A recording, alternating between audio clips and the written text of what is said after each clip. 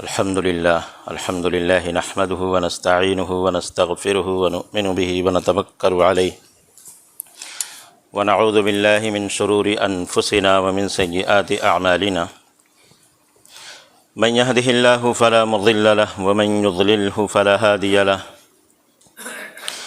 ونشهد أن لا إله إلا الله وحده لا شريك له ونشهد أن سيدنا ومولانا محمدًا عبده ورسوله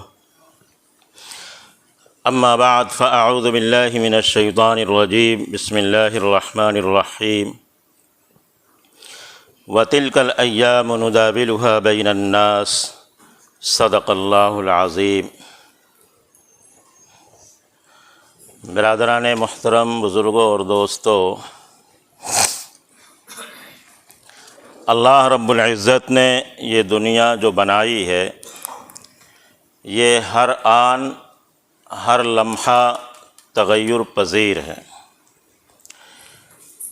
اس کو اس طرح بنایا ہے کہ اس میں بدلاؤ ہوتا رہتا ہے، کوئی بھی چیز ایک ہی حالت پر ٹھہری نہیں رہتی۔ انسانوں میں ہی، جانداروں میں ہی دیکھ لیجئے، بچہ پیدا ہوتا ہے، پھر اس کے ایک ترقی کے منازل ہوتے ہیں، دھیرے دھیرے بڑا ہوتا ہے، اس کے قوا مضبوط ہوتے ہیں، ایک وقت میں جا کر کے اپنی ترقی کی آخری منزل تک پہنچ جاتا ہے، پھر اس کے بعد ڈھلنا شروع ہو جاتا ہے، بڑھاپے کا آغاز ہو جاتا ہے، اور ایک وقت ہوتا ہے جو ختم ہو جاتا ہے۔ سورج کو ہی دیکھ لیجئے، صبح نکلتا ہے، پوری آب و تاب کے ساتھ اس کی چمک بڑھتی رہتی ہے، اس کی روشنی بڑھتی رہتی، لیکن دن کے بیچ میں اپنی منزل طے کرتے ہوئے پھر ڈھلنا شروع ہو جاتا ہے، اس کے بعد اس کی روشنی بھی مدھم پڑنے لگتی ہے، ایک وقت ہوتا ہے جا کر کے غروب ہو جاتا۔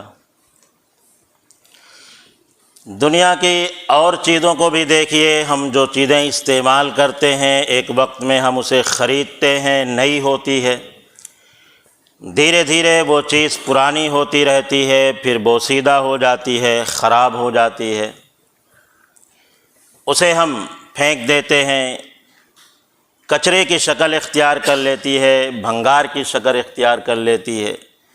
تو دنیا کی ہر چیز کو اللہ تعالیٰ نے متغیر بنایا ہے، حادث بنایا ہے، ایک حالت پر کوئی چیز باقی نہیں رہتی۔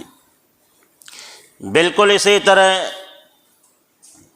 دنیا کے حالات اور دنیا کے موسم بھی ہیں، ایک حالت پر باقی نہیں رہتے، بدلتے رہتے۔ کبھی کسی قوم کا عروج ہوتا ہے، دنیا یہ سمجھتی ہے کہ اب اس کا زوال ناممکن ہے، اس طاقت کو کوئی چیلنج نہیں کر سکتا، لیکن ایک وقت آتا ہے جب اس کا زوال شروع ہوتا ہے تو پھر دنیا کے صفحے سے اس طرح ناپید ہو جاتی ہے کہ کوئی اس کا نام لینے والا بھی باقی نہیں رہتا۔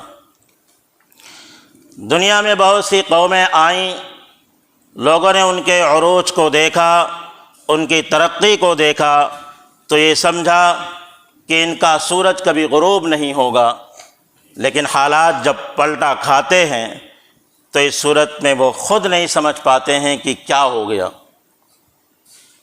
حالات بدل جاتے ہیں، آدمی دھیرے دھیرے تنزلی کی شکل اختیار کر لیتا ہے، نیچے آ جاتا ہے، اس کا وجود ختم ہو جاتا ہے۔ خود مسلمانوں نے اندلس کے اندر تقریباً 800 سال تک حکومت کی، مسلمانوں کا پرچم وہاں پہ لہراتا رہا، اور اس طرح شان و شوکت کے ساتھ وہاں کی عمارتیں گواہی دے رہی تھیں کہ ان کا سورج کبھی غروب نہیں ہوگا، لیکن جب ان کے اندر عیش پرستی آئی، دنیا کی محبت گھر کر گئی، تو اس صورت میں تنزلی ہوئی، اور حالات ایسا پیدا ہوئے کہ جو قوم وہاں کی حاکم تھی، چند دنوں کے اندر ان کو بہت سے لوگوں کو جلا وطن ہونا پڑا، قتل ہوئے، ان کے مذاہب تبدیل کر دیے گئے، پورا وجود ہی ختم ہو کر کے رہ گیا۔ خود ہمارے ملک کے اندر یہی حالات رہے، لیکن حالات بدلے تو اس صورت میں اپنا وجود باقی رکھنا یہ مشکل ہوتا جا رہا۔ لیکن دنیا کا یہ اصول ہے کہ آج جو قومیں ترقی پر ہیں، کل دنیا دیکھے گی کہ ان کا بھی اختیار کا سورج غروب ہوگا، اور جو قومیں پستی کی زندگی گزار رہی ہیں وہ بھی ہو سکتا ہے کہ آگے ترقی کے منازل طے کر لیں۔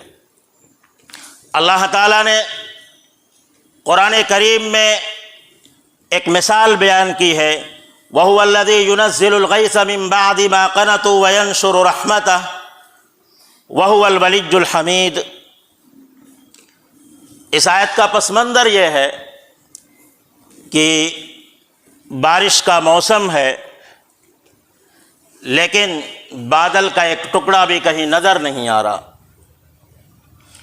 لوگ بارش کی امید میں ہیں، دعائیں کر رہے ہیں، لیکن کہیں سے کوئی سبیل ایسی نظر نہیں آ رہی ہے کہ بارش کا ایک قطرہ بھی گر جائے۔ لوگ مایوسی کا شکار ہو جاتے ہیں، اور ایسا لگتا ہے کہ قحط سالی، سوکھا پن اس سال اپنا بسیرا کرے گا، لیکن اللہ کی رحمت جوش میں آتی ہے اور اس کی رحمت کے خزانے کھول دیے جاتے ہیں۔ بارش گرتی ہے، جو ابھی سوکھا پن تھا، پودوں میں جو ایک خزاں تھا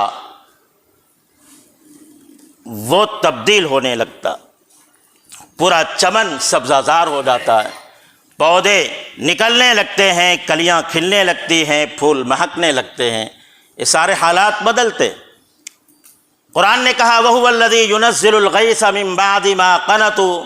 لوگ مایوس ہو چکے تھے، ایسا لگ رہا تھا کہ بارش نہیں ہوگی، لیکن اس کے بعد اللہ تعالیٰ نے اپنی رحمت کے خزانے کھولے، بارش نازل فرمائی۔ یہ تو ہوتا ہی رہتا۔ وَهُوَ الْوَلِيُّ الْحَمِيدُ، بڑا ہی ولی کارساز ہے، ستودہ صفات ہے اللہ کی ذات۔ قرآن کریم نے دوسری جگہ ارشاد فرمایا وَمَن يَقْنَطُ مِن رَحْمَتِ رَبِّهِ إِلَّا الضَّالُّونَ۔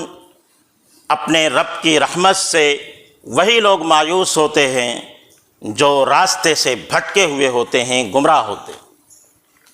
حضرت ابراہیم علیہ السلام جب بڑھاپے کی عمر کو طے کر رہے ہیں تو اس وقت آپ کو بیٹا ہونے کی بشارت دی جاتی ہے، خوشخبری دی جاتی ہے۔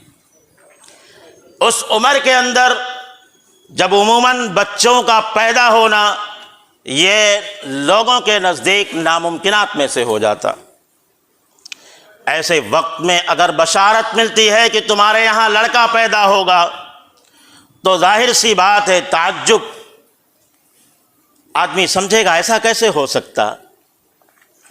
انہوں نے تعجب کا اظہار کیا، فرشتوں نے کہا اللہ کی ذات پر بھروسہ رکھو۔ انہوں نے کہا میں اپنے رب کی رحمت سے مایوس نہیں ہوں، یہ تو بھٹکے ہوئے لوگ مایوس ہوتے ہیں، لیکن بہرحال ایک تعجب کی چیز ہے، اللہ نے لوگوں کے نزدیک جو چیز ناممکن تھی اس کو ممکن کر کے دکھا دیا۔ حالات ایسے نہیں تھے کہ بچے پیدا ہوں، لیکن پھر بھی اللہ نے وہ کر کے دکھا دیا۔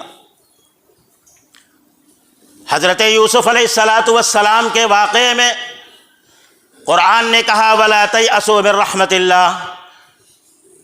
اللَّهِ مِن رَوْحِ اللَّهِ، اللہ کی رحمت سے مایوس مت ہو۔ یہ قرآن نے ان کو کہا۔ حضرت یوسف علیہ السلام کے حالات ہمیں بتاتے ہیں کہ زندگی میں کس طرح کے بھی حالات پیش آ جائیں اللہ کی رحمت سے کبھی مایوس نہیں ہونا چاہیے۔ یہ دنیا بدلتی رہتی ہے، اس کے اوپر ہمارا یقین ہونا چاہیے۔ حضرت یوسف علیہ السلام جن کے باپ ان سے بے انتہا محبت کرتے تھے، جو بھی زندگی کا حصہ انہوں نے پایا تھا اپنے گھر کے اندر، بڑا پیار اور محبت بھرا زمانہ پایا تھا، لیکن اچانک بھائیوں کے حسد نے ان کو اسے کنعان کے کنویں میں پہنچا دیا۔ کنعان کے کنویں میں ہے، ایک قافلہ آتا ہے پانی کی تلاش میں، ڈول ڈالتا ہے اور بجائے پانی کے وہاں سے ایک خوبصورت سا بچہ نکلتا ہے۔ قال یا بشرا ھذا غلام، وہ کہتے ہیں خوشخبری سنو، ہمیں تو ایک لڑکا مل گیا، بڑا خوبصورت لڑکا مل گیا۔ ان کو بھی لڑکے کی کیا قدر و قیمت، انہوں نے سوچا کہ ابھی کہیں اس کا کوئی وارث آ گیا، کوئی ولی آ گیا تو ہم سے چھین کر لے جائے گا، اس لیے انہوں نے جا کر کے اس کو بیچ دیا۔ ان کو کہیں راستے میں بیچا گیا، پھر دوبارہ بازار مصر میں بیچا گیا، یا انہوں نے خود ہی بازار مصر میں جا کر کے بیچ دیا۔ ایک وہ لڑکا جو باپ کی محبت میں پلا ہوا ہو، بے حد محبت میں پلا ہوا ہو، تھوڑے ہی دنوں کے اندر غلام بن جاتا، اس کو بیچ دیا جاتا۔ عزیز مصر اس کو خرید رہا ہے، چند کوڑیوں میں خرید رہا، یعنی اس کی کوئی قیمت نہیں، اور عزیز مصر لا کر کے اس کو اپنے گھر میں رکھ رہا۔ وہاں پر جیسے ہی حالات بدلے تو انہوں نے یہ نہیں کہا میں تو فلاں ہوں اور فلاں ہوں، حالات کے ساتھ انہوں نے سمجھوتا کر لیا۔ غلام بن گئے تو غلاموں کی طرح انہوں نے اپنے آقا کی خدمت بھی شروع کر دی۔ آقا مہربان، آقا کی بیوی بھی مہربان، جب وہ جوانی کی دہلیز پر قدم رکھتے ہیں اور ان کی خوبصورتی سے ان کی بیوی ان کے اوپر عاشق ہو جاتی ہے، ان کے اوپر الزام لگتا ہے، تہمت لگتی ہے، اور اس تہمت کے نتیجے میں ان کو جیل کی ہوا کھانی پڑتی۔ بعض لوگوں نے کہا کہ 7 سال تک آپ جیل خانے میں رہے، بعض نے 12، 13، 14، 15 بھی کہا ہے، بہرحال کم سے کم 7 سال کی تو روایتیں ملتی ہی ہیں۔ ایک اس گناہ کے بدلے میں جو گناہ انہوں نے کیا ہی نہیں تھا، اس گناہ کے بدلے میں جیل میں جانا پڑا، اور ایک لمبے عرصے تک جیل میں رہنا پڑا۔ اب بھی تو حالات ویسے ہی رہتے ہیں، معلوم یہ پڑا کہ اب بھی حالات ویسے ہیں، بھائیوں کا حسد اب بھی ہے، ناکردہ گناہوں کی سزا ملتی ہے اللہ والوں کو۔ جو آدمی نے گناہ کیا ہی نہیں اس کی سزا ملتی ہے، اور پھر وہ چند دنوں کے لیے نہیں، برسہ برس کے لیے۔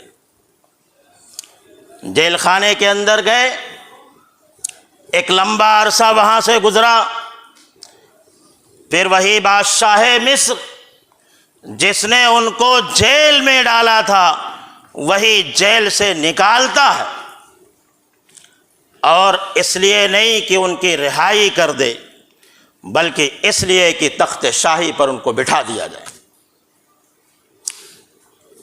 چند سالوں میں حالات کیسے بدلے؟ جو ایک بچہ مصریوں کے لیے بڑا ناپسندیدہ تھا، کنعانی تھا، عبرانی تھا، مصریوں کے لیے ایک ذلیل قوم سمجھی جاتی تھی، بیرونی تھا، باہر کا تھا، مجرم مانا گیا تھا، جس کو جیل کی سزا ہوئی تھی، ایسے بچے کو، ایسے نوجوان کو تخت شاہی پر بٹھا دیا جاتا۔ اللہ نے یہ حالات بدلے، اسی کو قرآن نے کہا وَتِلْكَ الْأَيَّامُ نُدَاوِلُهَا بَيْنَ النَّاسِ، زمانہ ہے، دن ہے، اللہ تعالیٰ لوگوں کے درمیان اس کو بدلتا رہتا۔ لہذا حالات کتنے بھی خراب ہو جائیں، قرآن ہمیں یہی تعلیم دیتا ہے، اسلام ہم کو یہی تعلیم دیتا ہے کہ ہم مایوس نہ ہوں، اللہ کی رحمت سے لو لگائے رکھیں، اس کی رحمت کا دامن پکڑے رکھیں، اور صبر اور استقامت اختیار کرتے رہیں۔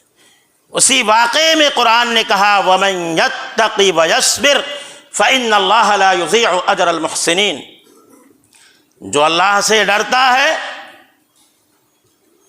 اور استقامت اختیار کرتا، اللہ تعالیٰ نیک کام کرنے والوں کے اجر کو بھی کبھی ضائع نہیں کرتا۔ حالات ہمارے اوپر بھی ہیں، پریشانیاں یہاں بھی ہیں۔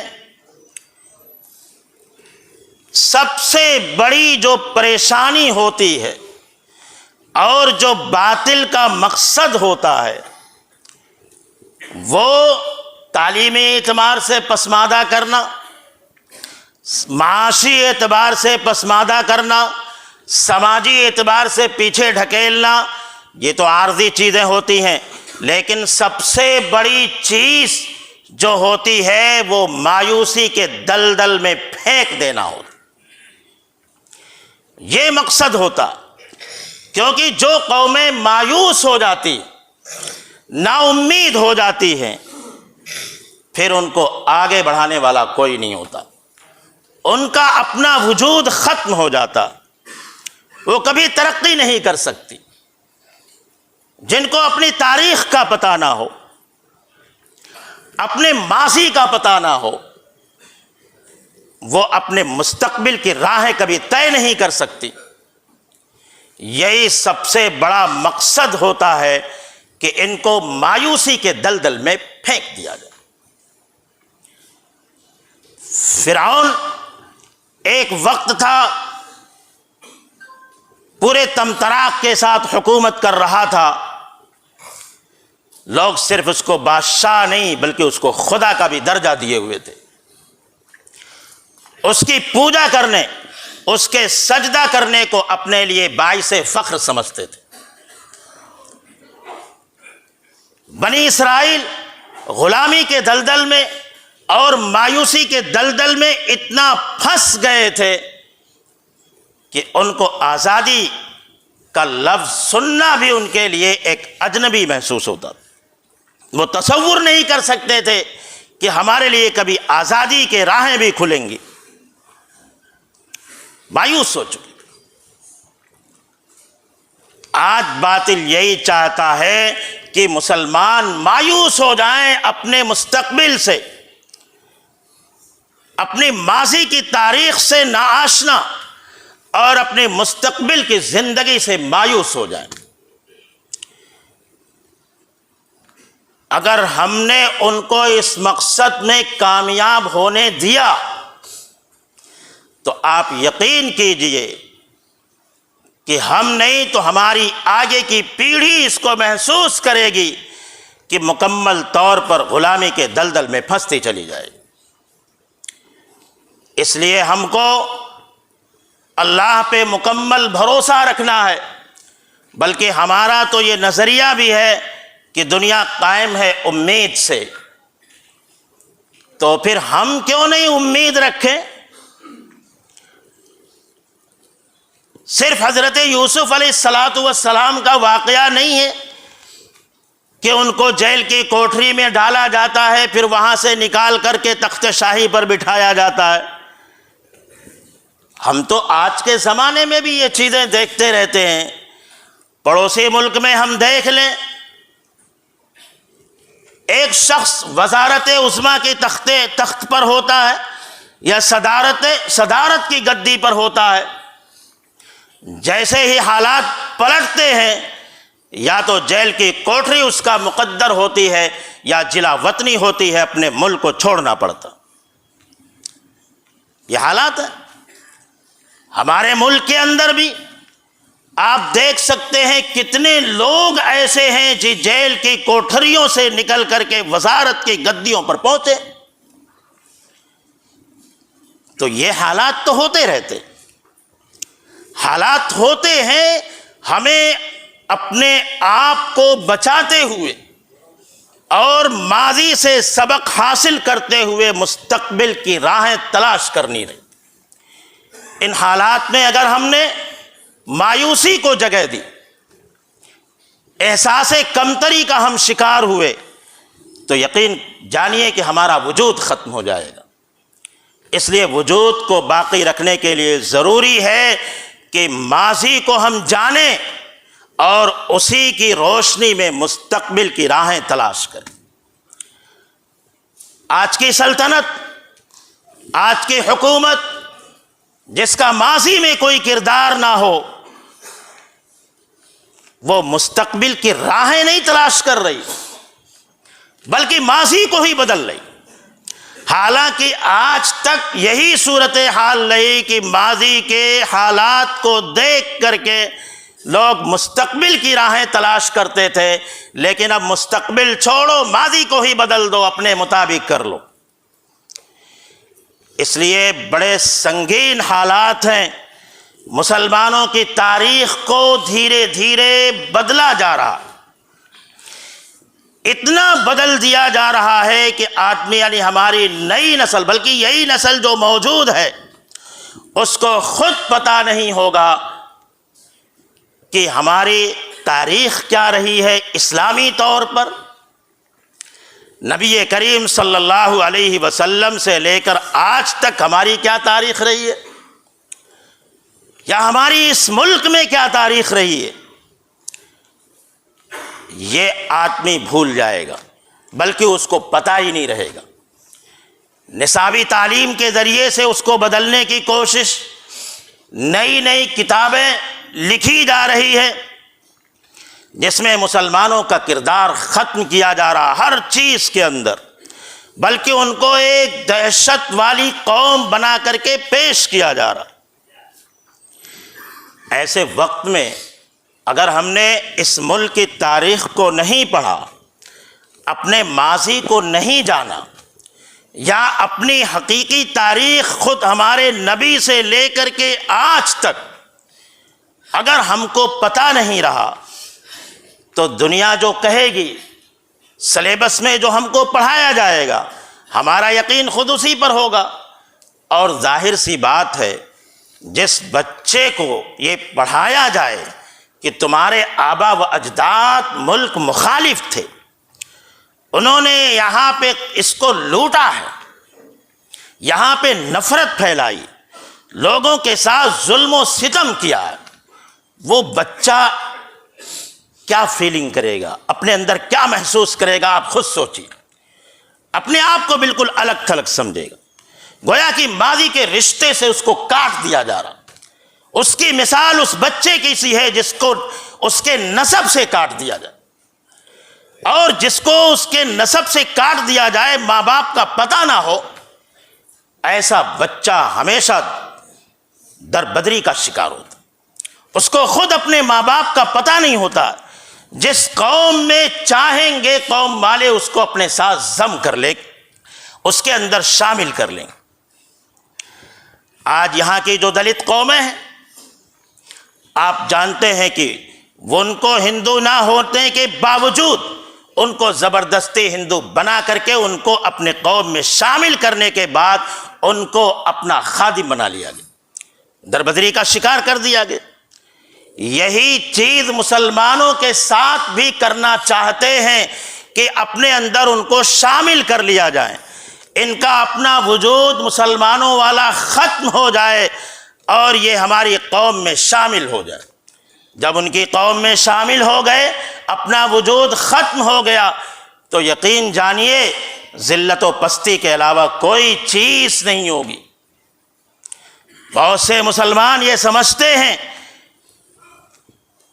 کہ جو نعرے ہوتے ہیں یا جن کے ذریعے سے ہم اپنا وجود بتاتے ہیں وہ غلط ہیں۔ بالکل غلط نہیں ہوتے۔ اپنے وجود کو کبھی کبھی ثابت کرنے کی ضرورت پیش آتی ہے، لیکن یہ بھی یاد رکھنا چاہیے فتنے کا زمانہ۔ نبی کریم صلی اللہ علیہ وسلم نے ارشاد فرمایا تھا، قیامت کے قریب فتنے اتنے زیادہ رونما ہوں گے کہ جیسے تسبیح کے دانے ہوتے، تسبیح کے دھاگے کو اگر توڑ دیا جائے تو اس صورت میں اس کے دانے پے در پے نکلتے رہتے ہیں، گرتے رہتے ہیں۔ بالکل اسی طرح فتنے بھی آئیں گے، ایک گیا نہیں دوسرا آیا، ایک گیا نہیں دوسرا آیا، ایک گیا نہیں دوسرا آیا، اس طرح فتنے آتے رہیں گے۔ آج ہم اس چیز کو دیکھ رہے ہیں، محسوس کر رہے ہیں، ایک فتنے سے نکل نہیں پاتے ہیں کہ دوسرے فتنے کا شکار ہو جاتے۔ ایسے وقت میں کرنا کیا چاہیے؟ ایسے وقت میں آتا ہے کہ اپنے گھر کی چٹائی کو مضبوطی سے پکڑ لو، اپنے گھر کی کھڑکیوں کو بھی بند رکھو، کیونکہ گھر کی کھڑکیاں بھی اگر کھلی رہیں تو ہو سکتا ہے فتنے کے شکار ہو جاؤ۔ اس لیے ہمارا ہر قدم سوچ سمجھ کر آگے بڑھنے کا، اس لیے کہ یہاں گولیاں سینوں پر ڈائریکٹ لگتی ہیں، لاٹھیاں بغیر کسی جرم کے چلتی ہیں، گناہ ایک کرتا ہے اس کے سارے رشتہ داروں کو سزا بھگتنی پڑتی۔ یہ حالات آپ ایسے وقت میں جوش اور جذبے کے ساتھ کوئی بھی حرکت کریں گے تو اس کا صرف اور صرف نقصان اٹھانا پڑتا۔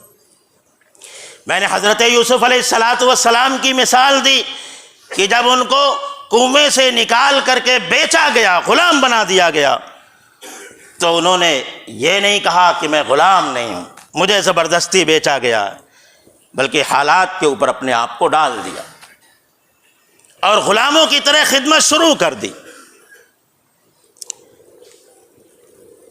اپنے مشن سے نہیں ہٹے۔ قرآن نے کہا وَمَن يَتَّقِ وَيَصْبِرْ، جو اللہ سے ڈرتا ہے اور ثابت قدم رہتا ہے، اللہ اس کے اجر کو کبھی ضائع نہیں کرتا۔ مشن سے نہیں ہٹے، حالات کے اوپر ضرور ڈھل گئے، اللہ نے حالات کو بدلا، تخت شاہی پر پہنچا دیا۔ آج بھی حالات ہیں، اپنے آنکھوں کے سامنے ہم دیکھتے ہیں کہ جس ملک اور جس قوم کو میڈیا گالی دیا کرتا تھا، بلکہ اس کے نام کے ساتھ طالبانی سوچ ایک محاورہ بن گیا تھا، آج وہی طالبانی وفد ہمارے ملک میں مہمان بن کر کے، معزز مہمان بن کر کے یہاں پہ آیا ہوا۔ آپ تصور کر سکتے تھے؟ چند سالوں کی بات ہے، ہماری آنکھوں کے سامنے کی بات، جس کو پوری دنیا دہشت گرد قرار دے رہی تھی، لیکن وہ اپنے ثابت قدم رہے اپنے مقصد پر۔ دنیا کی سپر پاور حکومتیں اس کے پیچھے لگی ہوئی تھیں، پہاڑوں کو ریزہ ریزہ کر دیا گیا تھا، لیکن وہ اپنے مقصد سے نہیں ٹلے۔ آج دنیا دیکھ رہی ہے کہ دنیا ان کو تسلیم کر رہی۔